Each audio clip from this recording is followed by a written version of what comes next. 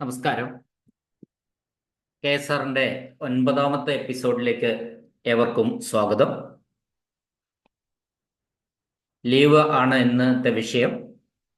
Half പേ ലീവും commuted ലീവും LPR എന്ന് പറഞ്ഞാൽ leave preparatory to retirement എന്ന് പറയുന്ന ഈ 3 കണ്ടന്റാണ് നമ്മൾ ഇന്നത്തെ വീഡിയോയിൽ ഉൾപ്പെടുത്തിയിട്ടുള്ളത്. മിക്കവാറും എല്ലാവർക്കും അറിയുന്നതാണ്. LPRനെ പറ്റി ഒരു അല്പം അറിവ് കുറവുണ്ടാവുള്ളൂ. അറിയുന്ന കാര്യങ്ങളാണ് ഇതിലുള്ളത്. എങ്കിൽ പോലും അതിൽ ഉൾപ്പെടുന്ന പ്രധാനപ്പെട്ട കാര്യങ്ങൾ ഞാൻ ഒന്ന് സൂചിപ്പിക്കുകയാണ്.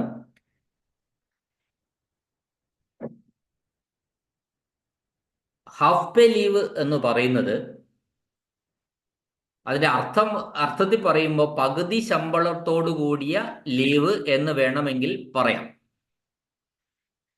ഒരു വർഷം പൂർത്തിയായാൽ മാത്രമാണ് ഈ ലീവ് നമുക്ക് നമ്മളുടെ അക്കൗണ്ടിൽ ക്രെഡിറ്റ് ആവുക. അതായത് ഒരു വർഷം HPL എന്ന് പറയുന്നത്, ഹാഫ് പേ ലീവ് എന്ന് പറയുന്നത് 20 എണ്ണമാണ് ഒരു ജീവനക്കാരന് ലഭിക്കുക. 20 എണ്ണം ലഭിക്കുക എന്ന് പറഞ്ഞാൽ എപ്പോഴാണ്? ഇപ്പം ഞാനൊരു എക്സാമ്പിൾ പറയാം. ഒരു ജീവനക്കാരൻ 30/11/2020 ജോയിൻ ചെയ്തു. 30/11/2020 അയാള് അടുത്ത വർഷം 29/11/2021 ആവുമ്പോൾ അയാൾ ഒരു വർഷം പൂർത്തിയാവും. 30/11/2020 ജോയിൻ ചെയ്ത ഒരാള് അടുത്ത വർഷം 29/11/2021 ഒരു വർഷം പൂർത്തിയാവും. ആ ഒരു വർഷം പൂർണ്ണമായി പൂർത്തിയായാൽ മാത്രമാണ് 20 HPL സർവീസ് ബുക്കിന്റെ HPL അക്കൗണ്ടിൽ, ലീവ് അക്കൗണ്ടിൽ ക്രെഡിറ്റ് ചെയ്യുള്ളൂ. അപ്പൊ ഈ സർവീസ് ബുക്കിനെ പറ്റി അറിയാത്തവർക്ക് വേണ്ടി ഞാൻ പറയാം. സർവീസ് ബുക്കിന്റെ ഏറ്റവും പുറകുഭാഗത്തായിട്ട് ലീവ് അക്കൗണ്ട് എന്ന് പറയുന്ന കോളംസ് ഉണ്ട്. അപ്പോൾ ഹാഫ് പേ ലീവ് ക്രെഡിറ്റ് ചെയ്യാനും അതിനകത്ത് നിന്ന് ഡെബിറ്റ് ചെയ്യാനും, ഡെബിറ്റ് ചെയ്യുന്നപ്പോഴാണ് ക്രെഡിറ്റ് ചെയ്യുന്നത് നമുക്ക് ഓരോ കൊല്ലവും പൂർണ്ണമാകുമ്പോൾ ക്രെഡിറ്റ് ചെയ്യപ്പെടും. ഡെബിറ്റ് ചെയ്യുന്നത് നമ്മൾ ലീവ് എടുക്കുന്ന സമയത്ത് അതിൽ നിന്ന് കുറയ്ക്കും. അപ്പോൾ അത് ആദ്യത്തെ column from to leave credited, പിന്നെ ടോട്ടൽ, അടുത്തതിൽ ലീവ് ഏൺഡ്, അത് total HPL in terms of HPL ആയിട്ട് കമ്മ്യൂട്ടഡ് ആയിട്ട് ലീവ് ഏൺ ചെയ്ത ലീവ് പിന്നെ ഡെബിറ്റ് ചെയ്തത് പറയും. അവസാനം ബാലൻസ് എത്രയാണെന്നും കൂടി നമ്മൾ പറയും ആ സർവീസ് ബുക്കിന്റെ ലീവ് അക്കൗണ്ടിൽ. അതാണ് ലീവ് അക്കൗണ്ട് എന്നതുകൊണ്ട് ഉദ്ദേശിക്കുന്നത്. അതൊരു ലീവ് അക്കൗണ്ടിനുള്ള ഒരു 4-5 പേജ് ഉണ്ടാവും. അതിൽ നമ്മൾ ഇങ്ങനെ കൂട്ടുകയും കുറയ്ക്കുകയും ചെയ്തുകൊണ്ടിരിക്കും. ഓരോ കൊല്ലവും പൂർണ്ണമാകുമ്പോൾ 20 എണ്ണം വീതം ഇതിൽ ക്രെഡിറ്റ് ചെയ്തുകൊണ്ടേയിരിക്കും. ഇടയ്ക്കിടെ നമ്മൾ എടുക്കുമ്പോൾ ആ ടോട്ടലിൽ നിന്ന് ഇത് മൈനസ് ചെയ്തുകൊണ്ടേയിരിക്കും. ഇതാണ് ലീവ് അക്കൗണ്ട്. ഈ ലീവ് എടുക്കുന്ന കാര്യം, ലീവ് ക്രെഡിറ്റ് ചെയ്യുന്നത് ലീവ് അക്കൗണ്ടിൽ മതി. ലീവ് എടുക്കുന്ന കാര്യം ഈ ലീവ് അക്കൗണ്ടിൽ മൈനസ് ചെയ്യും വേണം. ഒപ്പം നമ്മൾ ആ സർവീസ് ബുക്കിന്റെ പേജുകളിൽ അത് എഴുതി വെക്കുകയും വേണം.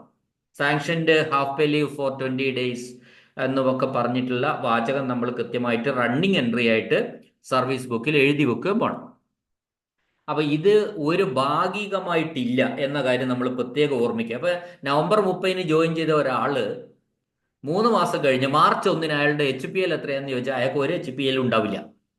ഒരു വർഷം പൂർണ്ണമായാൽ മാത്രമേ 20 എണ്ണം ആ സർവീസ് ബുക്കിന്റെ എൻട്രിയിൽ പിന്നെ ലീവ് അക്കൗണ്ടിൽ ക്രെഡിറ്റ് ആവുള്ളൂ. നമ്മളാക്കുന്നതാണ്. പക്ഷെ അല്ലാതെ ഭാഗികമായിട്ടോ 7 മാസത്തേക്കോ 8 മാസത്തേക്കോ അല്ല ഈവൻ 10 മാസത്തേക്കോ ഒരു HPL നമ്മുടെ അക്കൗണ്ടിൽ വരില്ല എന്ന കാര്യം നമ്മൾ പ്രത്യേകം ഓർമ്മിക്കുക. ഇനി HPL കണക്ക് കൂട്ടുന്നതിന് എന്തൊക്കെ എടുക്കുന്ന? ഹാഫ് പേ ലീവ് എടുക്കുന്ന നമ്മൾ ഒരു 20 ദിവസം ഹാഫ് പേ ലീവ് എടുത്തു. അത് അടുത്ത കൊല്ലം HPL കണക്ക് കൂട്ടാൻ വേണ്ടി ആ 20 ദിവസം കണക്ക് കൂട്ടും. പിന്നെ കമ്മ്യൂട്ടഡ് ലീവ് എടുത്താൽ അതും HPL കണക്ക് കൂട്ടും. മെഡിക്കൽ സർട്ടിഫിക്കറ്റോടുകൂടി ലീവ് വിത്തൗട്ട് അലവൻസ് എടുക്കുകയാണ്, അതും HPL കണക്കാക്കാൻ വേണ്ടി കണക്ക് കൂട്ടും. എന്നാൽ അപ്പൻഡിക്സ് 12, 12 ABC എന്നിങ്ങനെ പറയുന്ന ലീവുകളുണ്ട്. അത് LWA ആണ്. അത് 12 ABC അപ്പൻഡിക്സ് 12 ABC എന്നീ വിഭാഗത്തിൽ വരുന്നത് HPL കണക്ക് കൂട്ടാൻ വേണ്ടി കൂട്ടുന്നതല്ല. ഇനി നമ്മൾ HPL എടുത്താലും ശരി, ഏൺ ലീവ് എടുത്താലും ശരി, കമ്മ്യൂട്ടർ ലീവ് എടുത്താലും ഒക്കെ മനസ്സിലാക്കേണ്ട ഒരു കാര്യം, നമുക്ക് HR 180 ഡേയ്സ് വരെ എടുക്കുന്നതിനെ കിട്ടുള്ളൂ. 180 ദിവസത്തേക്ക് മാത്രമേ HR, ഹൗസ് റെന്റ്, വീട്ടുവാടക ലഭിക്കുകയുള്ളൂ. അതിനുശേഷം വീട്ടുവാടക തുടർച്ചയായിട്ട് എടുക്കുമ്പോഴുള്ള കാര്യമാണ് ഞാൻ പറഞ്ഞത് കേട്ടോ. തുടർച്ചയായിട്ട് എടുക്കുമ്പോൾ അതിനുശേഷം വീട്ടുവാടക നമുക്ക് ലഭിക്കുന്നതല്ല. ഈ ഹാഫ് പേ ലീവ് എടുക്കുന്നതിന് ഒരു ലിമിറ്റും ഇല്ല. നമ്മുടെ ക്രെഡിറ്റിൽ എത്രത്തോളം ഉണ്ടോ അത് മുഴുവനായിട്ടും നമുക്ക് എടുക്കാം. അത് പാസ്സാക്കാൻ പുറത്തേക്ക് പോകേണ്ടതില്ല. നമ്മുടെ സാധാരണ ലീവുകൾ പാസ്സാക്കുന്ന അതോറിറ്റി ആരാണോ അദ്ദേഹത്തിന് തന്നെ ഈ HPLും പാസ്സാക്കാവുന്നതാണ്. അതിന് ലിമിറ്റ് ഇല്ല.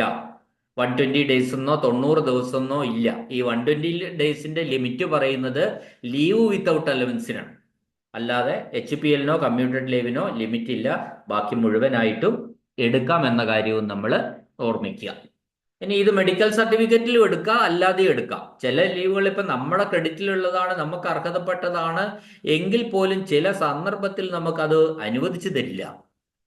ഞാൻ പറഞ്ഞല്ലോ, എല്ലാ ലീവുകളും അർഹതപ്പെട്ടതാണെങ്കിലും അതൊരു അവകാശമല്ല. അപ്പോൾ ചില ലീവ് സാങ്ഷനിങ് അതോറിറ്റീസ് ആ ലീവ് ഇപ്പം എടുക്കാൻ പറ്റില്ല, ഇത് സാഹചര്യം ഇങ്ങനെയാണ് എന്ന് പറഞ്ഞ് അവൾ നിഷേധിക്കും. അങ്ങനെ ഒരു സാഹചര്യത്തിൽ മെഡിക്കൽ സർട്ടിഫിക്കറ്റിലൊക്കെ ആൾക്കാർ ലീവ് എടുക്കാറുണ്ട്. ഇതാണ് അവസ്ഥ. അത് അപ്പോൾ മെഡിക്കൽ സർട്ടിഫിക്കറ്റിലാകുമ്പോൾ ആ ലീവ് സ്വാഭാവികമായിട്ടും അവർ അനുവദിക്കാറാണ് പതിവ്. ഇനി ഈ HPL എടുക്കുമ്പോൾ പ്രഫിക്സും സഫിക്സും കിട്ടും. അതായത് നമ്മൾ തിങ്കൾ മുതൽ, ഒരു ടീച്ചർ തിങ്കൾ മുതൽ വെള്ളി വരെ ലീവ് എടുക്കാൻ തീരുമാനിച്ചു HPL. അപ്പോൾ തലേ ശനിയും ഞായറും ഹോളിഡേയ്സ് ആണ്. ലീവ് കഴിഞ്ഞ് വെള്ളിയാഴ്ചയ്ക്ക് ശേഷം ശനി ഞായറും ഹോളിഡേയ്സ് ആണെങ്കിൽ നമുക്ക് തലേ ശനി ഞായറും പ്രഫിക്സ് ചെയ്യുകയും പിറ്റേ ശനി ഞായറും സഫിക്സ് ചെയ്യുകയും ചെയ്യുക. അത് അവിടെ കാണിച്ചാൽ മതി. ലീവ് അപേക്ഷയിൽ നമ്മൾ കാണിക്കുക, റിക്വസ്റ്റ് ടു പ്രഫിക്സ് ഇന്ന ശനി ഇന്ന ഞായർ public holidays and requested to suffix വരുന്ന ശനി ഞായർ എന്നീ ദിവസങ്ങൾ എന്ന് ഒരു അപേക്ഷയായിട്ട് അതിൽ ചോദിക്കുന്നുണ്ട്. ലീവ് ആപ്ലിക്കേഷൻ ഫോമിൽ ഇക്കാര്യം ചോദിക്കുന്നുണ്ട്. അവിടെ നമ്മൾ രേഖപ്പെടുത്തിയാൽ മതി. അപ്പോൾ ഫലത്തിൽ നമ്മൾ ലീവ് എടുത്ത് ഈ 5 ദിവസത്തേക്കാണ് നമ്മൾ ലീവ് എടുത്തത്. തിങ്കൾ ടു വെള്ളി മാത്രമാണ്. അപ്പോൾ തലേ ശനി ഞായറും പിറ്റേ ശനി ഞായറും ആ ലീവിൽ വരുന്നില്ല. അത് ഒഴിവാക്കി നമുക്ക് കിട്ടും. ഫലത്തിൽ നമ്മൾ 9 ദിവസത്തിന് ശേഷം ജോയിൻ ചെയ്യുക. 5 ദിവസത്തെ ലീവ് എടുക്കുന്നു, 9 ദിവസത്തിന് ശേഷമാണ് പിന്നെ നമ്മൾ സ്ഥാപനത്തിൽ പോവുക. പക്ഷെ നമ്മളെ സംബന്ധിച്ച് എന്തേ ഉള്ളൂ, 5 HPL മാത്രമേ നമുക്ക് നഷ്ടപ്പെടുകയുള്ളൂ. ഇനി ഇവിടെ പരീക്ഷ ഓറിയന്റഡ് ആയിട്ടുള്ള ഒന്ന് അല്ല, ഇതിന്റെ സാലറി പറഞ്ഞില്ല. ഓക്കെ, ഈ HPLന്റെ സാലറി എന്ന് പറയുന്നത് 50,200 അതിൽ മുകളിലും ബേസിക് പേ ഉള്ളവർ, സ്കെയിലല്ല കേട്ടോ, 50,200 അതിന് മുകളിൽ ബേസിക് പേ ഉള്ള ആൾക്കാർക്ക് അവരുടെ HPL എടുക്കുന്ന സമയത്ത് ബേസിക് പേയും പകുതിയാകും, DAയും പകുതിയേ കിട്ടുള്ളൂ. 50,200 താഴെയുള്ളവര്, ബേസിക് പേ 50,200 താഴെയുള്ളവർക്ക് ബേസിക് പേയും പകുതിയാകും, പക്ഷെ ഫുൾ DA കിട്ടും. അവരുടെ ബേസിക് പേ എത്രയാണോ അതിന്റെ മുഴുവൻ DAയും കിട്ടും. അല്ലെങ്കിൽ ഫുൾ പേ പ്ലസ് DAയുടെ 65%, മുഴുവൻ പേ പ്ലസ് DAയുടെ 65%, അതിൽ ഏതാണോ കൂടുതൽ അത് കിട്ടും. ഒന്നുകിൽ പേ പ്ലസ് ഫുൾ DA, അല്ല എങ്കിൽ പേ പ്ലസ് ഫുൾ DAയും ഫുൾ പേയും ഡേയും 65% കണക്ക് കൂട്ടി ഏതാണോ അതാണ് ലഭിക്കുക. ഇത് നമ്മൾ അടിച്ചു പിടിച്ച് കുണിക്കേണ്ട കാര്യവും അരിക്കേണ്ട കാര്യവും ഒന്നും ഇപ്പോഴത്തെ കാലഘട്ടത്തിലില്ല. കാരണം എന്താണെന്ന് വെച്ചാൽ എല്ലാവർക്കും, മിക്കവാറും ഒരു 90-95% ആൾക്കാർക്കും സാലറി സ്പാർക്ക് എന്ന് പറയുന്ന സോഫ്റ്റ്വെയറിലൂടെയാണ്. നമ്മൾ ഇതങ്ങോട്ട് കൊടുത്താൽ മതി, സോഫ്റ്റ്വെയർ അതിൽ ഏതാണോ കൂടുതൽ എന്നൊക്കെ കണക്കാക്കിയിട്ട് അതെ എംപ്ലോയിക്ക് എന്താണോ അർഹതപ്പെട്ട് അത് ഇങ്ങോട്ട് തരുക ചെയ്യാം. എന്നാൽ ആ ബില്ല് അങ്ങനെ പ്രോസസ്സ് ചെയ്ത് വരികയാണ് ചെയ്യുക. നമ്മൾ ഇന്ന പോലെ പറയണ്ട 65% എടുക്കുന്നോ, അല്ല പിന്നെ പേ പകുതി ഫുൾ DAയും എടുക്കുന്നതൊന്നും പറയേണ്ട കാര്യമില്ല എന്നാണ് നമ്മൾ മനസ്സിലാക്കേണ്ട ഒരു കാര്യം. അപ്പോൾ ആ ഒരു മാർക്ക് നമ്മൾ ഓർത്തിരിക്കണം. 50,200 എന്ന് പറയുന്ന മാർക്ക് നമ്മൾ ഒന്ന് ഓർമ്മിച്ചിരിക്കുന്നത് നല്ലതാണ്. ഇനി ഇതാണ് HPLനെ കുറിച്ച് പറയാനുള്ള. പ്രഫിക്സും സഫിക്സും കിട്ടും, വേറെ കാര്യങ്ങളൊന്നുമില്ല ഇതിൽ. എക്സാമിനേഷൻ ഈ HPL കാണാൻ ചോദിച്ചേക്കാം. ഇപ്പൊ ഒരു പീരീഡ് അങ്ങോട്ട് പറയാണ്. ഇപ്പൊ ഞാൻ ഒരു എക്സാമ്പിൾ നിങ്ങളോട് പറയാണ്. 1/1/2020 മുതൽ 1/1/2020 മുതൽ 31/3/2023 വരെ ഉള്ള HPL കണക്കാക്കുക. ഒരു ജീവനക്കാരന്റെ, ആരോ ആയിക്കോട്ടെ, ഏതോ ഒരു ജീവനക്കാരൻ ജനുവരി 1-ാം തീയതി ജോയിൻ ചെയ്തു 2020. അയാൾക്ക് 31/3/2023 വരെയുള്ള HPL കണക്കാക്കണം. ഓക്കെ, ഇത് കണക്ക് കൂട്ടുന്ന വിധാണ് ഞാൻ പറയുന്നത്. 2020 ജനുവരി 1-നാണ്. 2020 തന്നെ ഡിസംബർ 31 ഒരു വർഷം പൂർണ്ണമായി. 2022 ഡിസംബർ 31 അടുത്ത വർഷം പൂർണ്ണമായി. 2023 ഡിസംബർ 33 മൂന്നാമത്തെ വർഷമായി. പിന്നെ നമുക്ക് കുറച്ച് ചില്ലറയാ തന്നിട്ടുള്ളൂ, ഒരു വർഷം പൂർണ്ണം തന്നിട്ടില്ല. 31/3 വരെയാ പറഞ്ഞിരിക്കുക. അത് നമ്മൾ മൈൻഡ് ചെയ്യേണ്ട ആവശ്യമില്ല. നമ്മൾ കംപ്ലീറ്റഡ് ഇയർ മാത്രം എടുത്താൽ മതി. അപ്പൊ 3 കംപ്ലീറ്റഡ് ഇയർ ഉണ്ട്, ചില്ലറ മാസങ്ങളും ഉണ്ട്. മാസങ്ങൾ തള്ളിക്കളയുക. കംപ്ലീറ്റഡ് ഇയർ 3 ഇയർ ആണ്. അതുകൊണ്ട് ഒരു വർഷം HPL എത്ര കിട്ടും? 20 HPL കിട്ടുക. അപ്പോൾ ആകെ 60 HPL കിട്ടും. ഇതൊരു പ്രോബ്ലം ആയിട്ട് മനക്കണക്കാണ്. ഇതൊക്കെ ഇന്നും നമ്മൾ എഴുതി കൂട്ടുക പോലും വേണ്ട, മനക്കണക്കായിട്ട് നമുക്ക് ചെയ്യാവുന്ന പ്രോബ്ലംസ് ആണ് HPLൊക്കെ വരിക. അത് നമ്മൾ ഓർമ്മിച്ചിരിക്കുക. ഇയർ കംപ്ലീറ്റ് ആവുമ്പോൾ മാത്രമേ ഇത് നമുക്ക് കണക്ക് കൂട്ടാൻ പാടുള്ളൂ എന്ന് മാത്രമേ ഉള്ളൂ. ഓക്കെ, HPL ഹാഫ് പേ ലീവിനെ സംബന്ധിച്ച് എല്ലാ കാര്യങ്ങളും ഞാൻ പറഞ്ഞു എന്നാണ് എൻ്റെ ഓർമ്മ.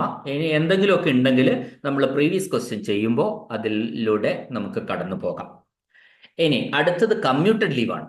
കമ്മ്യൂട്ടഡ് ലീവ് എന്ന് പറഞ്ഞ ഒരു ലീവ് നമ്മുടെ സർവീസ് ബുക്കിൽ കാണില്ല. നമുക്കൊക്കെ ഉള്ളത്, ആകെ ഉള്ളത് HPL. ഓരോ വർഷവും പിന്നെ മിനിസ്റ്റീരിയൽ സ്റ്റാഫ് ആണെങ്കിൽ 20 കാഷ്വൽ ലീവും ഉണ്ടാവും, 20 HPL ഉണ്ടാവും, 33/1/3 ഏൺ ലീവും ഉണ്ടാവും. എന്നാൽ ഒരു ടീച്ചർ ആണെങ്കിൽ 15 കാഷ്വൽ ലീവ് ഉണ്ടാവും, 20 HPL ഉണ്ടാവും. ഇത് മാത്രമേ ഉണ്ടാവുള്ളൂ ടീച്ചേഴ്സിനെ സംബന്ധിച്ചിടത്തോളം. അവര് വെക്കേഷൻ സ്റ്റാഫ് ആയതുകൊണ്ട് ഏൺ ലീവ് ഇല്ല. അല്ലാത്ത ചില കേസുകൾ ഉണ്ട്, അത് പോട്ടെ. ഇനി അപ്പോൾ അങ്ങനെ ഒരു ലീവ് ഇല്ല. പക്ഷെ 2 HPL കൂടുമ്പോൾ നമുക്ക് ഒരു കമ്മ്യൂട്ടഡ് ലീവ് എടുക്കാം. കമ്മ്യൂട്ടഡ് ലീവ് HPLനെ അപേക്ഷിച്ച് എങ്ങനെ മെച്ചപ്പെടുന്നു? ഒരു കമ്മ്യൂട്ടഡ് ലീവ് എടുക്കുമ്പോൾ അതിൽ നിന്ന് ഒരു ശമ്പളത്തിൽ 1 രൂപ പോലുടെയും കുറവ് വരുന്നില്ല എന്ന് നമ്മൾ മനസ്സിലാക്കുക. ഒരു കമ്മ്യൂട്ടഡ് ലീവ് എടുക്കുമ്പോൾ ഫലത്തിൽ 2 HPL നഷ്ടപ്പെടും.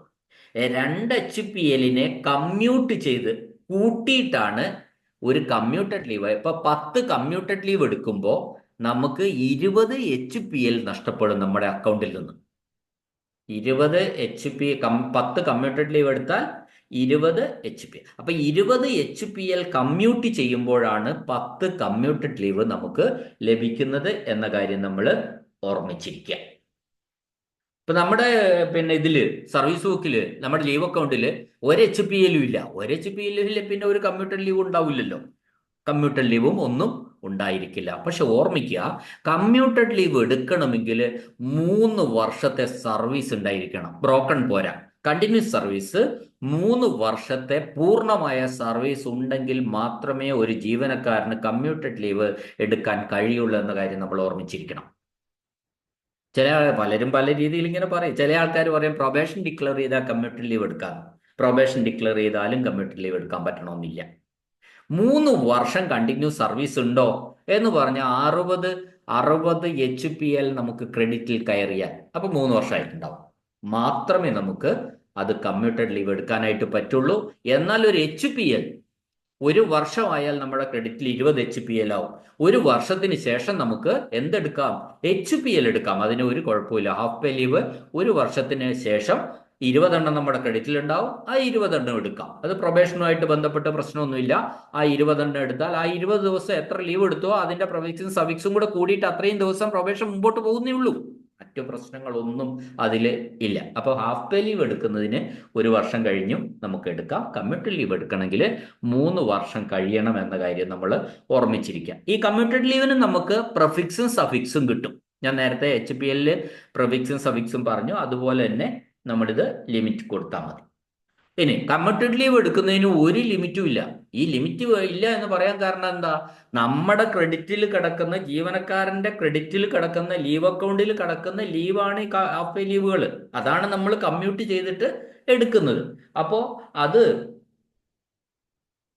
നമ്മുടെ DDUക്ക്, അതായത് നമ്മുടെ ലീവ്, സാധാരണ ലീവ് പാസ്സാക്കുന്ന ആളിന് ഒരു ലിമിറ്റും ഇല്ലാതെ പാസ്സാക്കാം. നമുക്ക് ഒരുമിച്ച് ഒരു 200 വേണമെന്ന് വെച്ചോ, പാസ്സാക്കാം, കുഴപ്പമില്ല. കാരണം നമ്മുടെ അക്കൗണ്ടിൽ ഉള്ള 200 ഉണ്ടെങ്കിൽ അത് പാസ്സാക്കിയെടുക്കാം, ഒരു കുഴപ്പവും ഇല്ല. ഇതിനൊക്കെ എന്തേ കുഴപ്പമുള്ളൂ? ഒരു 180 ഡേയ്സ് വരെ മാത്രമേ ഇതിനൊക്കെ HRA ഉണ്ടാവുള്ളൂ. അത് കഴിഞ്ഞും P+D ഒരു പ്രശ്നവും ഇല്ല. ഇനി LPR ആണ് അടുത്ത് പറയാൻ. ലീവ് പ്രിപ്പറേറ്ററി ടു റിട്ടയർമെന്റ് എന്നാണ്. കമ്മ്യൂട്ടഡ് ലീവിനെ പറ്റി ഇനി സംശയങ്ങളൊന്നും ഇല്ല. എന്തെങ്കിലും സംശയം ഉണ്ടെങ്കിൽ കമന്റ് ബോക്സിൽ ചോദിച്ചോളൂ, ഞാൻ മറുപടി പറയും. അപ്പോൾ ഇനി പറയാനുള്ളത് LPR ആണ്, ലീവ് പ്രിപ്പറേറ്ററി ടു റിട്ടയർമെന്റ്. എന്ന് പറഞ്ഞാൽ റിട്ടയർമെന്റിന് മുമ്പായിട്ട് നമുക്ക് ലീവ് എടുക്കാം. അപ്പൊ അതൊരു എക്സാമ്പിൾ സഹിതം പറഞ്ഞാലേ നമുക്ക് അത് മനസ്സിലാവുള്ളൂ. നമ്മുടെ ക്രെഡിറ്റില് ഒരു ഉദാഹരണമാണ് ഞാൻ പറയുന്നത്. ക്രെഡിറ്റില് 360 ഹാഫ് പേ ലീവ് ഉണ്ട്.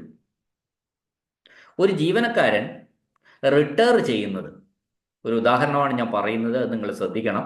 റിട്ടയർ ചെയ്യുന്നത് പിന്നെ ഏപ്രിൽ 30-നാണ് എന്ന് വിചാരിക്കാം. ഏതോ വർഷം ആയിക്കോട്ടെ, ഏപ്രിൽ 30-ന് അയാൾ റിട്ടയർ ചെയ്യും സ്വാഭാവികമായിട്ടും. അപ്പോൾ അതിനു മുന്നേ തലേ വർഷം തന്നെ അയാളുടെ ക്രെഡിറ്റിൽ 360, കൃത്യമായി 360 HPL ഉണ്ട്. അപ്പൊ 360 HPL ഉണ്ടെന്ന് പറഞ്ഞാൽ അയാൾക്ക് എത്ര കമ്മ്യൂട്ടഡ് ലീവ് ഉണ്ടാവും? 180 കമ്മ്യൂട്ടഡ് ലീവ് ഉണ്ടാവും. ഇത് അയാൾക്ക് വേണമെങ്കിൽ ഒരുമിച്ചെടുക്കാം. റിട്ടയർ ചെയ്യുന്നതിന് തൊട്ട് മുന്നേ 6 മാസം കണക്കാക്കി. ഉദാഹരണത്തിന് ഏപ്രിൽ, ജനുവരി, ഫെബ്രുവരി, മാർച്ച്, ഏപ്രിൽ, 4 മാസം അവിടെ, പുറകോട്ട് 2 മാസം കൂടെ കൂട്ട്. നവംബർ 1-ന് അവർ ലീവ് എടുക്കാൻ തീരുമാനിച്ചു. എന്ത്?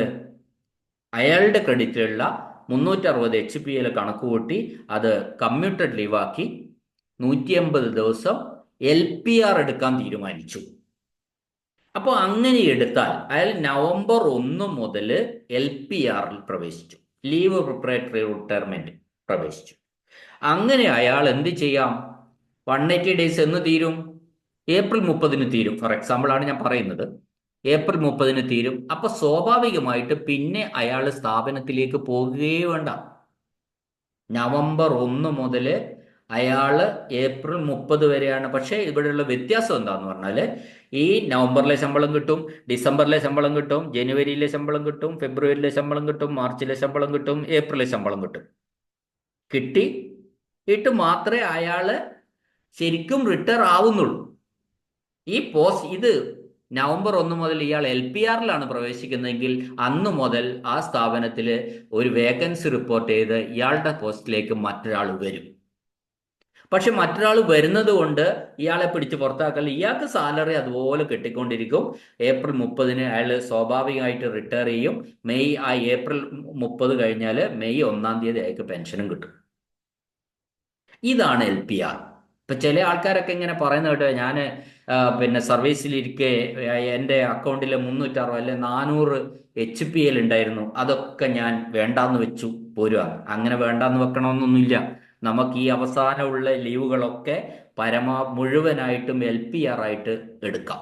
LPR എടുത്തു കഴിഞ്ഞാൽ അതിൽ റിട്ടയർമെന്റിന് അടുത്ത് അത് അത്രയും വേണം എന്ന് മുതലാണ് എടുക്കുന്നത്. റിട്ടയർമെന്റ് ഡേറ്റ് വരെ ആ ലീവ് നമ്മൾക്കുണ്ടെങ്കിൽ നമ്മൾ ആ സ്ഥാപനത്തിലേക്ക് പിന്നെ പോവേണ്ടതില്ല. കൃത്യമായി ശമ്പളം നമുക്ക് കിട്ടിക്കൊണ്ടിരിക്കും. ആ കഴിഞ്ഞ് നമ്മൾ ഓട്ടോമാറ്റിക്കായി റിട്ടയർ ചെയ്യും. പക്ഷെ വ്യത്യാസം ഇതാണ്, നമ്മളിരുന്ന പോസ്റ്റില് മറ്റൊരാൾ ജോയിൻ ചെയ്തിട്ടുണ്ടാവും. അത് LPRന്റെ. ഇതാണ് ലീവ് പ്രിപ്പറേറ്ററി. ഇതിലൊരു വ്യത്യാസം എവിടെയാന്ന് വെച്ചാല്, ഏൺ ലീവ്, ഇത് കമ്മ്യൂട്ടഡ് ലീവ് LPR ആയിട്ട് എടുക്കാം, അല്ലെങ്കിൽ ഏൺ ലീവ് LPR ആയിട്ട് എടുക്കാം. ഏൺ ലീവ് ആണ് എടുക്കുന്നതെങ്കിൽ പരമാവധി 300 ദിവസം വരെ മാത്രമേ കിട്ടുള്ളൂ. പരമാവധി 300 ദിവസം എന്ന് പറയുമ്പോൾ ഒരു കൊല്ലത്തിനടുത്തായി. കാരണം നമുക്ക് ഈ ഏൺ ലീവിന്റെ ടെർമിനൽ സറണ്ടർ അനുവദിക്കുന്നത് 300 ദിവസം മാക്സിമം. ടെർമിനൽ സറണ്ടർ എന്ന് പറഞ്ഞാൽ നമ്മളുടെ അക്കൗണ്ടിൽ ബാക്കി കിടക്കുന്ന ഏൺ ലീവുകൾ വിറ്റ് പണമാക്കി മാറ്റുന്ന പ്രക്രിയയാണ്. എപ്പോ? റിട്ടയർമെന്റിന് ശേഷം ഏൺ ലീവ് സറണ്ടർ ചെയ്താൽ അതിന് നമ്മൾ പറയുന്ന പേരാണ് ടെർമിനൽ സറണ്ടർ. റിട്ടയർമെന്റിന് ശേഷം സറണ്ടർ ചെയ്താൽ. അപ്പോൾ അത്തരത്തിൽ അത് ടെർമിനൽ സറണ്ടർ ഏതൊരു ജീവനക്കാരനും അനുവദിക്കാം 300 എണ്ണം മാക്സിമം. ഞാൻ പറഞ്ഞല്ലോ, റിട്ടയർമെന്റിന് ശേഷം ബാക്കി ക്രെഡിറ്റിലുള്ള ഏൺ ലീവ് സറണ്ടർ ചെയ്യുന്നതിനാണ് എന്ത് പറയുന്നത്, ടെർമിനൽ സറണ്ടർ എന്ന് പറയും. അത് മാക്സിമം ഒരു ജീവനക്കാരന് റിട്ടയർ ചെയ്ത് കഴിഞ്ഞാൽ 300 എണ്ണം വരെയാണ് അനുവദിക്കുക. ഇപ്പോൾ നമുക്ക് ഞാൻ ഏപ്രിൽ 30 റിട്ടയർ ചെയ്യുന്ന ഒരാളുടെ കാര്യം എടുത്തിട്ട് LPR വിശദീകരിച്ചു. Leave preparatory to retirement. ഇത് ഒരുപാട് ആൾക്കാർ കേട്ടിട്ടില്ലാത്ത ഒരു സംഭവമാണ്. പക്ഷെ ഇങ്ങനെയൊന്ന് ഉണ്ട്. ഇത് സാധാരണഗതിയിൽ എടുക്കുന്നവരുണ്ട്, എടുക്കാത്തവരുണ്ട്. എടുക്കാത്തവരെന്താ, ഇനി ഏതായാലും അവരെന്താ ചിന്തിക്കുന്നത്, ക്രെഡിറ്റിൽ കുറേ ലീവ് ഉണ്ട്, അതെല്ലാം എടുത്ത് ഇനി വീട്ടിലേക്ക് പോയിട്ട് ഇപ്പോൾ എന്താ, ഞാനിപ്പോൾ 4-5 മാസം കൂടെ കഴിഞ്ഞാൽ വീട്ടിൽ തന്നെ അല്ലേ, ഇനി വേണ്ട, എല്ലാ ദിവസവും സ്ഥാപനത്തിലേക്ക് വരാം. മാനസികമായിട്ട് അവർ മറ്റതിന് തയ്യാറാവില്ല. പക്ഷെ എന്നാലും ചില ജീവിത സാഹചര്യങ്ങളൊക്കെ അല്ലാതെ ഉള്ളവർക്ക് ഈ രീതിയിൽ അവർ LPR എടുത്ത് പോകുന്നതായിട്ടും കണ്ടിട്ടുണ്ട്. അപ്പോൾ LPR ആർക്ക് പൊതുവെ പറയാത്ത ഒരു സാധനമാണ് ഈ LPR. ആ LPRനെ പറ്റി ഏറ്റവും ചുരുങ്ങിയത് ഇത് കേൾക്കുന്ന ശ്രോതാക്കൾ മനസ്സിലാക്കണം. നിങ്ങൾക്ക് അങ്ങനെയൊക്കെ എന്തെങ്കിലുമൊക്കെ ആവശ്യങ്ങൾ ഉണ്ടെങ്കിൽ അത് LPR ആയിട്ട് എടുത്ത് നമുക്ക് പോവുകയും ചെയ്യാം. 3 content: half pay leave, commuted leave, LPR. 3ഉം നിങ്ങൾക്ക് മനസ്സിലായിട്ടുണ്ടാവുമെന്ന് ഞാൻ ആഗ്രഹിക്കുകയാണ്. തീർച്ചയായിട്ടും എന്തെങ്കിലും സംശയങ്ങൾ 3ലും ഉണ്ടെങ്കിൽ നിങ്ങൾ കമൻറ്റിൽ ചോദിച്ചാൽ മതി, ഞാൻ മറുപടി പറയും. ഒരിക്കൽ കൂടി എൻ്റെ ചാനൽ ആരെങ്കിലും സബ്സ്ക്രൈബ് ചെയ്യാൻ വിട്ടുപോയിട്ടുണ്ടെങ്കിൽ സബ്സ്ക്രൈബ് ചെയ്യണം എന്ന ഒരു അഭ്യർത്ഥനയോടെ, മാത്രമല്ല ആർക്കെങ്കിലും ഈ ക്ലാസ്സുകൾ ആവശ്യമുള്ള ആരെങ്കിലും ഉണ്ടെങ്കിൽ അവർക്ക് ഈ വീഡിയോസ് അയച്ചു കൊടുക്കണം. ഇതൊരു പ്ലേലിസ്റ്റ് ആയിട്ട് ഞാൻ ഇട്ടിട്ടുണ്ട്. അപ്പോൾ തുടർച്ചയായിട്ട് വീഡിയോസ് കേൾക്കാം. ഈ KSRന്റെ ബാക്കി കണ്ടന്റുകളൊക്കെ നമ്മൾ ചർച്ച ചെയ്തതിന് ശേഷം പ്രീവിയസ് ക്വസ്റ്റ്യൻ പരമാവധി ഞാൻ ചെയ്യും. അങ്ങനെ നിങ്ങൾ അറ്റൻഡ് ചെയ്യാൻ പോകുന്ന എക്സാമിന് അത് സഹായകരമാവും. അല്ല, സർവീസ് റൂൾസിലെ ഏതെങ്കിലും കണ്ടന്റ് ആണ് നിങ്ങൾക്ക് മനസ്സിലാക്കണമെങ്കിൽ അതിന് ഈ ക്ലാസ് സഹായകരമാവും എന്ന പ്രതീക്ഷയോടെ ക്ലാസ് കേട്ട എല്ലാവർക്കും നന്ദി, നമസ്കാരം.